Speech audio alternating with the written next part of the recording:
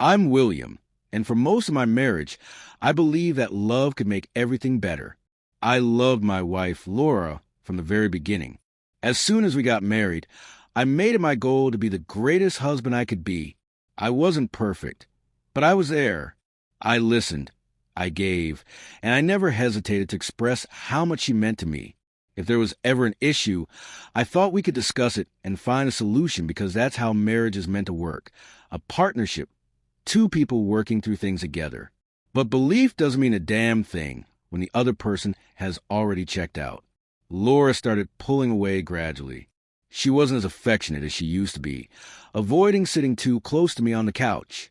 Our conversations became shorter, almost as if she was just going through the motions. Then there wasn't any intimacy. She always had an excuse. She was tired. She wasn't in the mood. She had a headache. I didn't want to be that guy, the one who pressures his wife. So I backed off, assuming she was just going through a rough time and needed space to figure things out.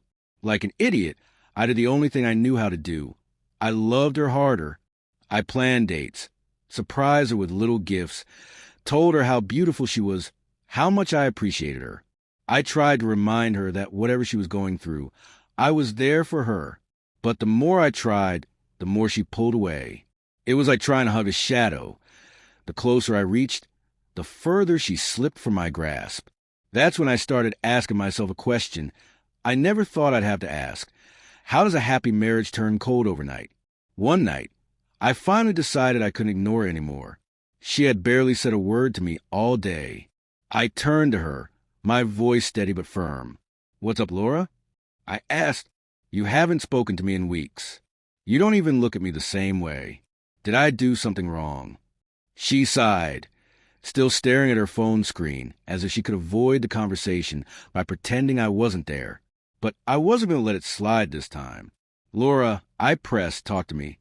She finally turned her head, and what she said next came as a bigger shock than I ever could have imagined. "I just don't feel happy anymore." That was it. I stared at her for a moment, waiting for more, hoping for something that would make sense. "What are you saying?" I asked, trying to sound calm. "What exactly is making you unhappy?" She shrugged. "I don't know. I just feel this way." It felt like standing in the middle of a storm, not knowing where the rain was coming from. I searched for signs of regret, guilt, even sadness, but all I saw was a blank expression, like she had already come to terms with whatever this was. I sat there, blindsided, trying to understand how the woman I married and loved had decided she wasn't happy for no apparent reason. I asked again, desperate for clarity. "Is it me? Did I do something?" She simply shook her head. "It's not about you. I just feel like something is missing." I let out a slow, deep breath and leaned back into the couch, my mind racing. If it wasn't me, then what was it?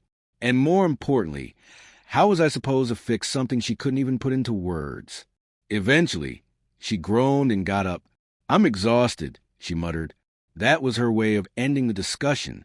The conversation continued for a bit, but it went nowhere. Every question I asked led to the same dead end. She didn't know. She just felt it. I watched in silence as she left the bedroom, leaving me alone in the dimly lit living room with nothing but a sinking feeling in my chest. Over the next few days, I felt more lost than ever before. How do you fight for a marriage when your wife won't even tell you what's wrong? Then, one evening, everything changed. My phone had died, and I needed to call a family friend. Laura's phone was on the couch while she was in the kitchen. I picked it up, knowing her password, and unlocked it to find the number. And that's when I saw it, a message. It popped up right in front of me. "What time did you get home last night?" For a moment, my brain struggled to make sense of it. Then I saw the sender, her gym instructor. I froze, and in that moment, I knew. I replayed everything that had happened over the past few months. The distance, the excuses, the late nights. I had been so blind. But not anymore. That was the moment I decided I was going to get my revenge. Laura had informed me after returning home late that she had gone to see a friend. She had even called her by name. But this message didn't fit that account. I tapped the chat, but when I opened it, there was just that one message. No back and forth exchange, no context, and no reason why her gym instructor would need to know when she arrived home, unless he was with her. It was crucial to understand that she had deleted the earlier portion of the conversation. This wasn't a random first text. I put the phone back exactly as I found it and walked away, my heart pounding in my chest. Everything made sense now, and I knew exactly what I had to do. I didn't say a word because I couldn't figure out why I hadn't asked her about it sooner. For weeks, I had been pursuing her, trying to understand why she had become so distant. I went to great lengths to fix something that wasn't broken, because the issue wasn't me. She wasn't unhappy with our marriage. She was just happier somewhere else. And she needed an explanation or something. That night, after I saw the message from her gym instructor, something inside me shifted. I stopped wondering why she was acting this way. I stopped searching for irrelevant explanations. Instead of trying to understand her behavior, I made a simple decision. I was done chasing. If she wasn't happy, I wouldn't beg her to be, and I wouldn't complain. I simply pulled back the same way she had. But unlike her, I wasn't going to keep one foot in the marriage while looking for happiness elsewhere. I mentally removed her from my life. I wasn't naive. A woman who had already emotionally checked out, possibly cheating, would eventually convince herself she deserved more. And by more, I knew that meant half of everything I owned. I wasn't going to sit around and wait for the day she'd come home with divorce papers and a lawyer, expecting to walk away with what I had worked for. So I moved fast. With the help of my loyal lawyer and accountant, I transferred my assets, houses, land, anything of real value, into my mother's and relatives' names. I restructured my accounts, moving money around so that, on paper, I didn't have much to my name. I made sure that if she ever took me to court, there would be nothing worth fighting over. To the world, I was a broke man. In reality, I was a man who had secured his future. With that taken care of, I adjusted my mindset. I no longer saw her as my wife. The woman in my house was just a roommate. I barely spoke to her. I stopped waiting for her to come to her senses. I stopped caring if she stayed out late or lied about where she was. As far as I was concerned, I had already lost her. Since she was no longer a part of my future, I started living like she was no longer in my life. At first, I just needed to clear my head. I'd go for long drives, sit alone at a cafe, just watching people.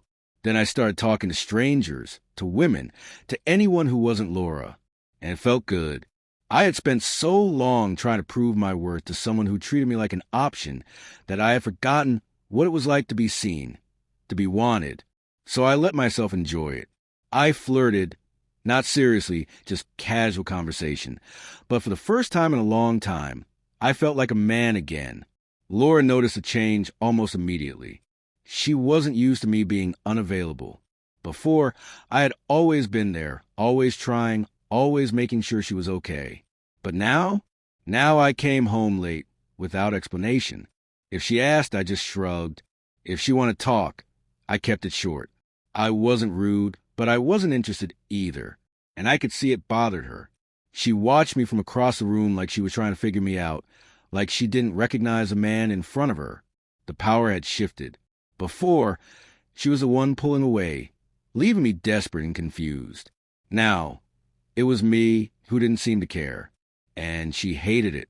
I could see it in the way she suddenly tried to make small talk, the way she lingered in the doorway when I got ready to leave. She never said it outright, but I knew she wanted to ask. Where was I going? Who was I with? But she didn't, because she knew she had no right to any more. That was the beauty of it. She had spent so much time making me feel like I was enough, and now, for the first time, she was the one feeling unwanted. One morning, I woke up to the sound of Laura's voice, shrill and furious. At first, I thought I was dreaming, but when I turned over, she was standing at the edge of the bed, holding something in her hand, her face twisted in rage.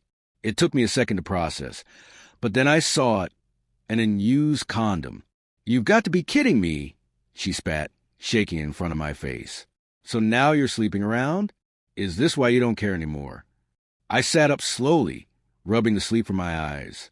If this had happened months ago, back when I still cared, I might have panicked, scrambled for an explanation, tried to calm her down. But now, I just laughed in pure disbelief. I leaned back against the headboard, looking up at her, completely unbothered. "You've been sleeping with your gym instructor." Laura didn't respond. Her lips parted slightly, like she wanted to say something, but nothing came. She just stood there. I spoke again, my voice calm. I never complained. "So why are you upset?" That was it. The moment her rage vanished, replaced by something else. Shock, and then fear. She had never seemed truly taken aback before. She wasn't expecting me to be ready for this moment. I watched her thoughts frantically searching for a way out, a doubt, an excuse, a way to turn this back on me. But nothing materialized, and I wasn't going to help her. Instead, I delivered the next blow. "I've been mentally prepared for divorce," I said, standing up, my tone casual. "I'm just waiting for you to file." Her breathing became shallow. She realized the game had changed. I wasn't playing anymore. Then I hit her with the final nail in the coffin. "Oh, and don't expect a dime. The house isn't in my name. My bank accounts? You won't see a penny." Her mouth opened slightly as she clutched the condom packet, as if it still meant something. But I didn't care. I left her standing there and went to the kitchen for my morning coffee.